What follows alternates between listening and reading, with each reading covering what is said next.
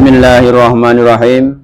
Suwarga tansah mengolawange dicawisake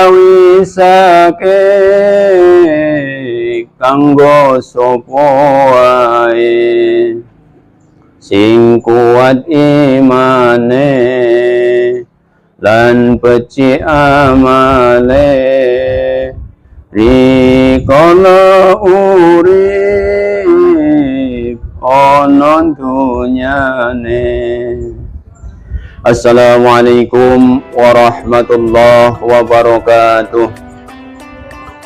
Alhamdulillahilladzi ja'alana minan nasihin wa afhamana min ulumil anbiya wal mursalin. Wassalatu wassalamu ala sayyidina Muhammadin wa ala alihi wa sahbihi ajma'in. Wa la hawla wa la quwata illa billahil aliyyil azim. Wallahu ta'ala fi kitabil karim.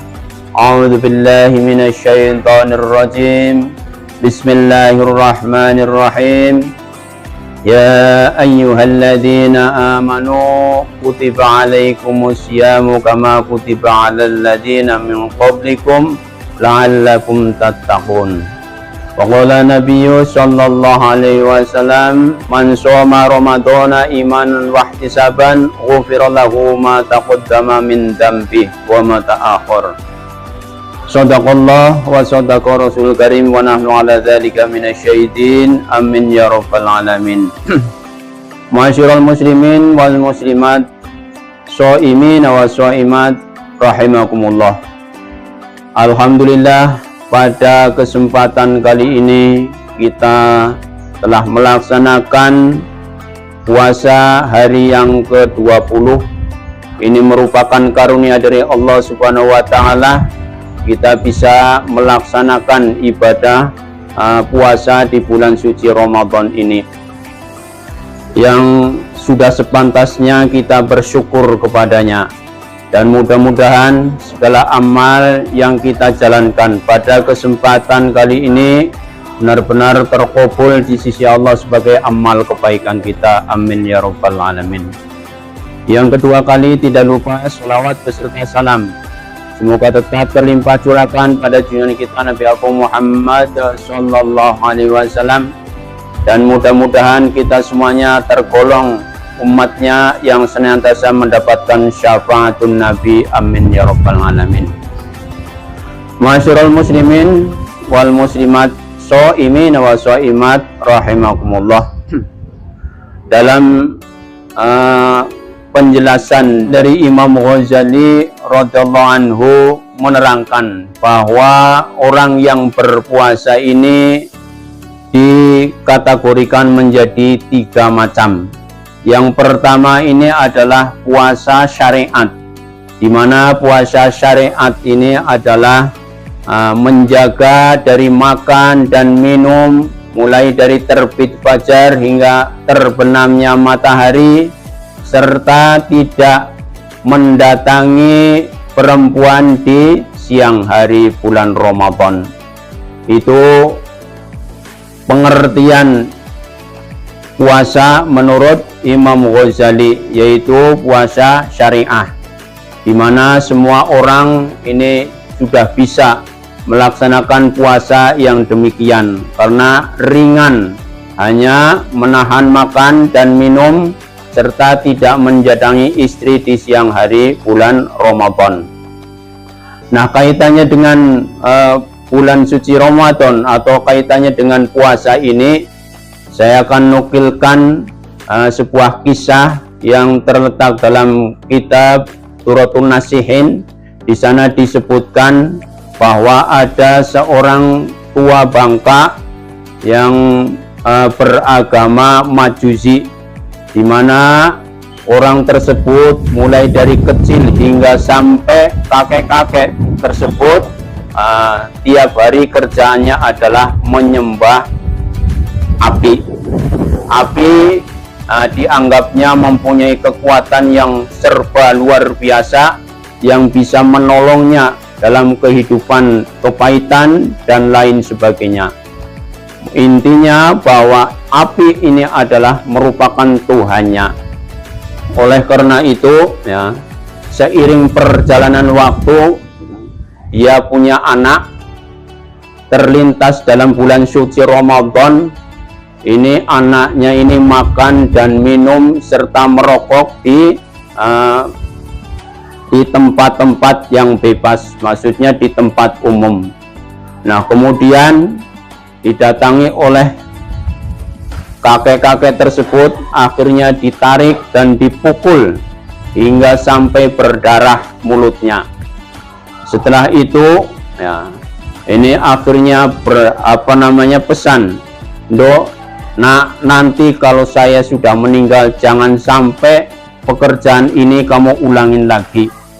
Jadi di siang hari bulan Ramadan, umat muslim ini sedang melaksanakan ibadah puasa, jangan sampai kita mengganggunya.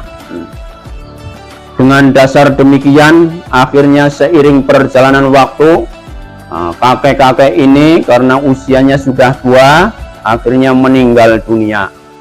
Setelah meninggal dunia, dalam kaifiatnya masuk di alam kubur, ditanam di dalam kubur, ini Allah Subhanahu wa Ta'ala berfirman kepada malaikatnya, "Wahai malaikatku, ya, jangan engkau timpakan azab kepada orang ini, karena orang ini sudah saya masukkan ke dalam Islam berkat dia dulu waktu masih hidup menghormati bulan suci Ramadan.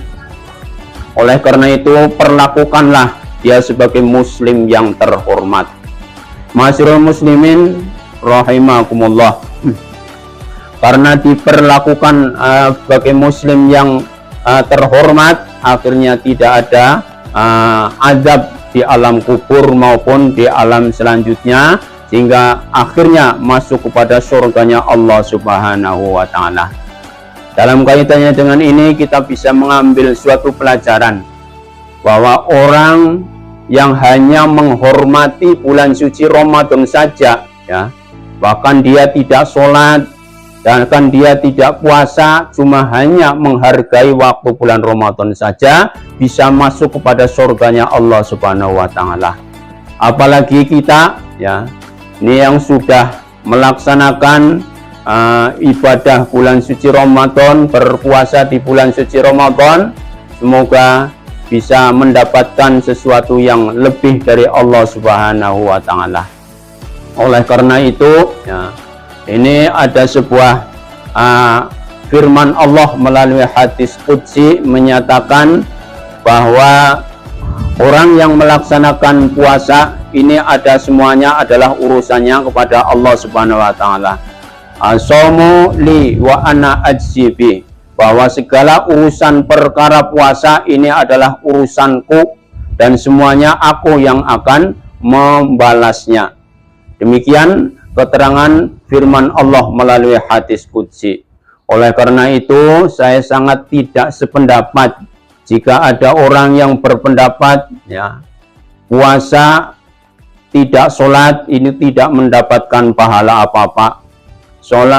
Puasa tidak sholat, ya, bagaikan air yang dituangkan dalam ember yang bocor. Ini kalau boleh saya katakan, ini menurut nukil yang saya kisahkan dalam sebuah hadis tersebut, kita tentunya tidak seperti itu. Kita tidak tahu amal yang mana yang akan bisa menyeret kita kepada kebaikan, amal yang mana yang bisa menjerumuskan kita kepada kebahagiaan dari Allah, yaitu surganya Allah Subhanahu wa Ta'ala. Oleh karena itu kita tidak tahu, ya, barangkali yang sesuatu yang dianggap hebat, sholatnya khusyuk, sholatnya baik, ya, itu belum tentu baik di hadapan Allah.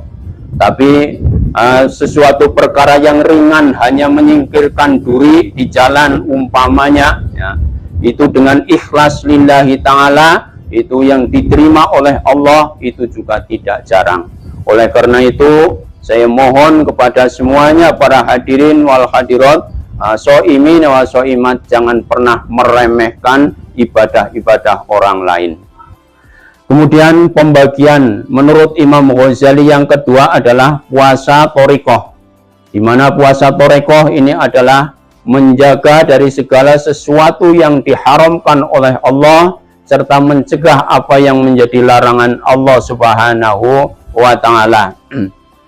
Kaitannya dengan ini ya, yaitu mislul ujbi wal kibri wal bukhli. Jadi perumpamaan tiga penyakit hati ini, yaitu ujub, takabur atau sombong, dan juga bakhil atau pelit. Ini adalah merupakan penyakit yang bisa menyebabkan seseorang batal puasanya dengan kaifiah batal puasa thariqah. Kalau batal thariqah tentunya kalau kepingin meningkatkan puasanya yang thariqah, mestinya harus diulang lagi, dikotor lagi. Setelah itu jangan sampai ada ujub, ada sombong, ada bakhil yang ada di situ. Kemudian yang terakhir ini adalah puasa haqiqat.